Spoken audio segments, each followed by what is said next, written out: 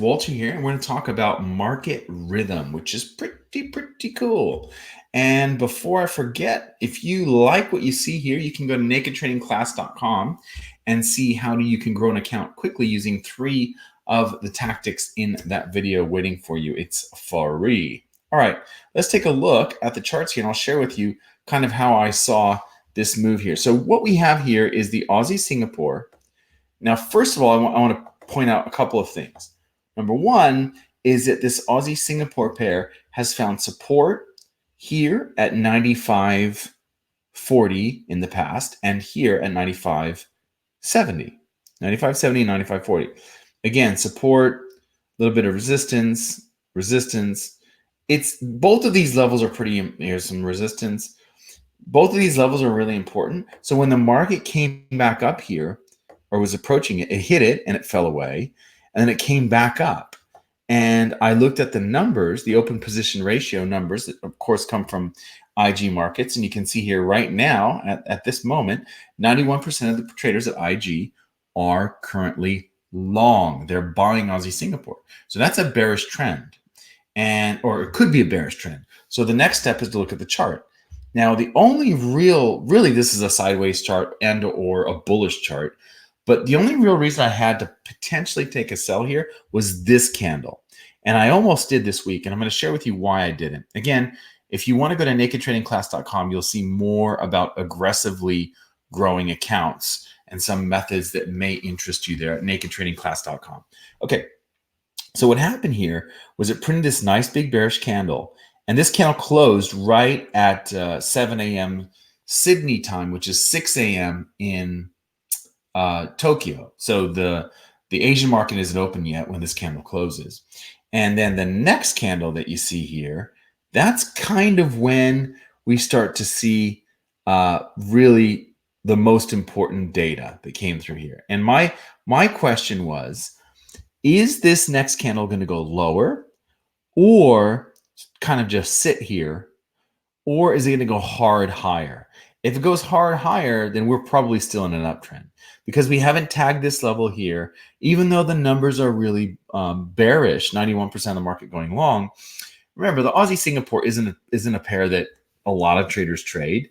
And so it's kind of easy for some of these pairs and markets that aren't widely traded to get out of whack. It still is important that they're out of whack, but it's not one of those things where, it's not like the euro, for example. It's a lot harder to get the euro over 70% bullish or bearish. It doesn't really matter than it is like the Aussie Singapore or the New Zealand Swiss or whatever. Some of those pairs that aren't traded as widely. So I said I'll wait to see what happens here during Asia. This candle closes at 6 a.m. 6 a.m. London time, so before the London Open. And when I saw that it closed so strong, I knew immediately that I didn't want to trade it. And the reason why I didn't want to trade it is this is still a bullish move. This looks like a pullback now, and this looks like a bounce, and it's going to bounce and go hard higher, and it did. Same thing here. This current structure here, I don't know what this candle will look like because we have 556 minutes to go, which is over 4 hours, right?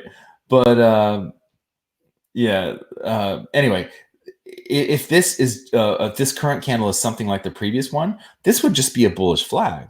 This would just be a small retracement, and it's likely to, again, bounce maybe here or maybe a little bit lower and go up again. So it's a very bullish chart, and it's one of those instances where even though the numbers say, hey, you should be taking a trade here, if I don't see both things line up, if the market doesn't actually show me a good reason to, I'm not going to take the trade. So a lot of traders, I think, should keep this in it doesn't really matter what your system is. For me, it's strength of trend as defined by the open position ratios of the retail traders, not the pros.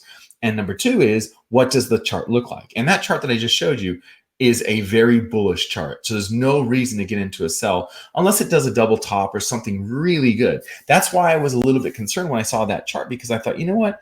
This may not be as good as I'd like it to be. I wanted it to be a sell signal, but considering the fact that this candle actually isn't even bigger than the candle over here, like this fourth candle to the left of this, 1, 2, 3, fourth candle here is bigger than my sell signal. typically I'd like to see my sell signal be the biggest of the last 5 or 6 candles. And that's not the case here. And the other thing is, typically I'd like to see the market trigger a sell below this candle during the European session or the New York session, not during Asia. So there are a lot of reasons, and the reason why is Asia kind of ebbs and flows against the overall move of the day, typically. Not always, but typically. So that's one of those things where it was just like, you know what? I don't want to take this trade. So it was interesting that it did go up during Asia. And then what happened during the next candle, which is basically Europe, it actually fell a bit, or was kind of neutral, kind of went up and then fell back down. And then finally it took off. And so again, even though the numbers look so good, there really isn't a reason to take a trade now. And this happens sometimes. Usually it's about 1 out of 11 times where you'll see the market actually goes right. Like the retail traders are doing the right thing. They're actually riding the trend rather than going against the trend. Typically, they take their profits in these little retracement moves rather than the big trending move. But sometimes they'll actually get it right. And I think that's what's going on here. So I hope that this helps. I hope that nakedtradingclass.com helps as well. I wish you happy trading. We'll see you in another video. Take care. See you. Bye.